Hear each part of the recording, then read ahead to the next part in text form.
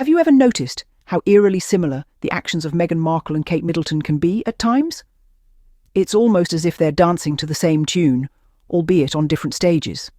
The latest instance of this synchronized ballet unfolded just days ago. Meghan and Harry were spotted at a pumpkin farm, celebrating Halloween with their children, relishing the simple pleasures of country life. And then, as if on cue, headlines began to buzz with claims that Kate Middleton also yearns for a taste of the rural idyll. The timing of these events, one has to admit, is uncannily precise. Now let's take a moment to ponder over this. Meghan and Harry, having bid adieu to the hustle and bustle of royal life, are embracing the tranquility of nature, much to the chagrin of many. Yet, when Kate expresses a similar desire, it's hailed as a relatable, down-to-earth aspiration. Quite the double standard, wouldn't you say? And it doesn't stop there.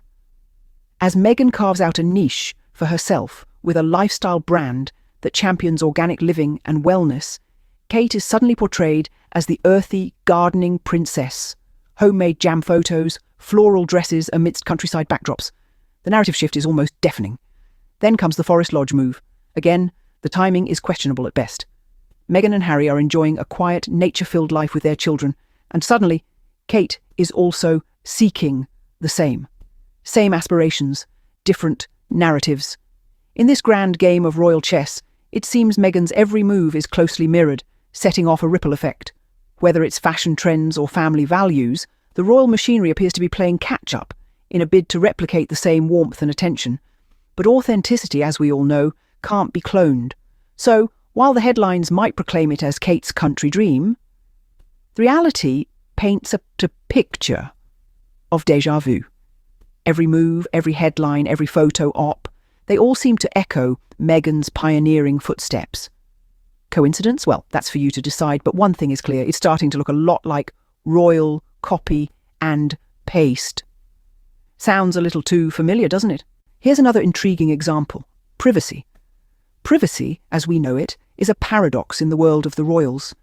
Meghan and Harry's decision to step back from royal duties was, at its core, a pursuit of privacy. They wanted a quieter life, away from the relentless media scrutiny, a life surrounded by nature and normalcy. Yet, their decision was met with criticism, their desire for privacy seen as a rebellious act, a deviation from the royal norm. Fast forward a bit, and now we hear that Kate reportedly needs the same thing. The narrative is spun differently this time, though. Kate's desire for a quieter country life is not seen as rebellious but relatable. The perception around privacy has shifted, and it's worth asking why.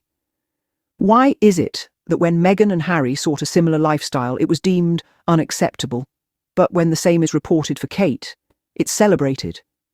Could it be that the royal PR machinery is at work, repackaging the same ideas and desires to fit a different narrative? The privacy that was once frowned upon when Meghan and Harry sought it is now being embraced when linked to Kate. The irony is palpable, and one can't help but notice the change in tune. The privacy paradox is not just about a change in lifestyle, though. It's a reflection of the shifting narratives and double standards that seem to be at play. The same actions are interpreted differently depending on who is doing them. Meghan and Harry's pursuit of privacy was seen as a rebellious act, a rejection of royal duties, but when Kate reportedly seeks the same, it's seen as her needing a break, a desire to live a simpler life. This isn't about pitting one against the other, but rather about highlighting the inconsistencies in the narratives that are being constructed. It's about questioning why the same desires are interpreted differently, and who gets to decide what's acceptable and what's not. Suddenly it's not rebellion anymore, it's relatable. The privacy paradox indeed. Let's take a look at another instance. Lifestyle brands. When Meghan Markle, with her undeniable charm and grace, launched her lifestyle brand, it was an authentic reflection of her passions. The brand focused on organic living and wellness, two pillars that Meghan and Harry have frequently emphasised in their public and private lives. It was a bold move, a step away from the traditional royal path and into a world that Meghan genuinely cared about. Now, let's switch gears a bit and look at the narrative that unfolded around Kate. After Meghan's lifestyle brand made its mark, Kate was suddenly portrayed as the earthy, gardening princess. Homemade jam photos started to appear, along with images of Kate in floral dresses, wandering through the countryside, It was as if the palace PR was working overtime to rebrand Kate in the same organic, wholesome light that Meghan naturally exuded. The shift in narrative was glaring. It wasn't just a single photo op or a one-off event, it was a strategic, sustained effort to mould Kate's image to match Meghan's. The parallels were impossible to ignore, and it wasn't just about the images, it was about the values and the lifestyle that these images were meant to represent. The lifestyle brand imitation didn't stop at just the visuals. It delved into the essence of what Meghan's brand stood for, a holistic, organic approach to life, wellness and self-care. Suddenly, Kate was not just a princess, she was an earthy, gardening princess. It was a clear attempt to mirror the warmth and authenticity that Meghan's brand naturally commanded. In essence, it was another chapter in the Royal Echo story, another example of the Palace PR trying to recreate Meghan's magic by repackaging it in a different royal wrapper. But, as we've seen time and again, authenticity is not something that can be manufactured or copied. It's unique, it's genuine, it's real. And that's what makes Meghan's brand so compelling and so hard to replicate. The narrative shift was loud. And now, let's talk about the Forest Lodge move. Picture this: Meghan and Harry, far from the city's hustle and bustle, savouring the serenity of life in the countryside. They're enjoying the simple pleasures, like building a scarecrow with their kids or picking fresh produce from their own garden. It's a picture of tranquility, authenticity, and family bonding. Suddenly, there's a rustle in the royal grapevine. Kate reportedly yearns for the same rustic charm. She, too, is said to crave the peacefulness of the countryside, the freshness of homegrown fare, and the joy of raising her children away from the public eye. But the timing, my friends, is indeed curious. Just as Meghan and Harry are relishing their country living, Kate's desire for the same lifestyle emerges. It's like an echo in a grand hallway. Meghan's actions reverberate, and Kate's desires seem to follow suit. However, even though the vibe is eerily similar, the spins are quite different. Meghan and Harry's move was met with skepticism, while Kate's desire is being portrayed as a dream come true. Meghan and Harry were seen as rebels, while Kate is being hailed as relatable. It's as if the royal PR machine is working overtime to paint the same picture, but with different hues. Meghan's adventures in country living are recast in a more traditional, relatable light for Kate.